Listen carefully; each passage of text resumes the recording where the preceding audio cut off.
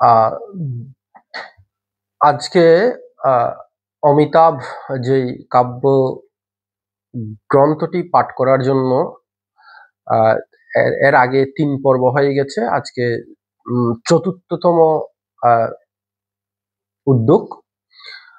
আহ, সেটা হচ্ছে সিদ্ধার্থ এখন তার কৈশোরে আছেন, হলকর্ষণ করতে গেছেন, মানে হাল চাষ করতে গেছেন। রাজারা তখনকার দিনে হাল চাষ করতেন। রাজা যখন উদ্বোধন করতেন হাল চাষ, ওই দিন থেকেই তাদের হলকর্ষণ অর্থাৎ চাষবাসের যেই ঋতু ওইটা আরম্ভ হয়, এবং ওই দিন থেকে অন্যান্য কৃষকেরা সেটা আরম্ভ করেন। আহ, এবং রাজা হচ্ছেন উদ্বোধক। রাজা উদ্বোধন করেন। রাজার এমপি মন্ত্রী যারা ওই আমলে অবস্থান করতেন, অমাত্য বলা হতো ওদেরকে। আহ, ওই সিদ্ধার্থ ওখানে গিয়ে অবলোকন করলেন যে ওখানে হাল চাষের সময় বিভিন্ন কীট পতঙ্গ মৃত্যুবরণ করতেছে। এগুলো দেখে উনি একটা জম্বু বৃক্ষের নিচে গিয়ে আত্মমগ্ন হলেন। এই যে একটা জীব আর একটা জীবকে আহার করতেছে, এই বিষয়টা তার কাছে একটু অস্বস্তি লাগলো। কারণ উনি ভাবি বুদ্ধ, তো ওনার অন্তরে বিষয়গুলা খুবই আন্দোলিত করছে, আলোড়িত করছে, দুঃখ দিচ্ছে।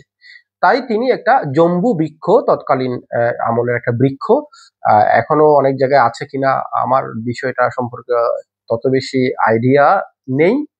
তো যাক, আহ, সেই জম্বু বৃক্ষের নিচে গিয়ে রাজকুমার সিদ্ধার্থ কি করছেন সেটা আমাদের মহাকবি নবীনচন্দ্র সেন কাব্যাকারে যেভাবে লিখেছেন সেটার কিছুটা অংশ পাঠ করছি।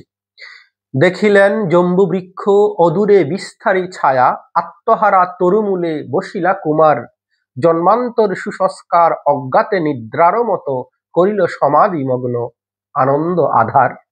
যাইতেছে পঞ্চজন মহর্ষি আকাশপথে, অকস্মাৎ যোগাসন হইল অচল। জম্বু বৃক্ষ মূলে বসি দেখিলেন জ্যোতির্ময়, নবযুবা নিমিলিত নয়ন যুগল। শরীরে সূর্যের প্রভা, কনক কেশর আভা, বিমণ্ডিত বড় বপু মহিমা আলয়, যোগাসনে যোগমগ্ন নিষ্কম্প তরিত মত, ঋষিগণ মনে মনে মানিলা বিস্ময়।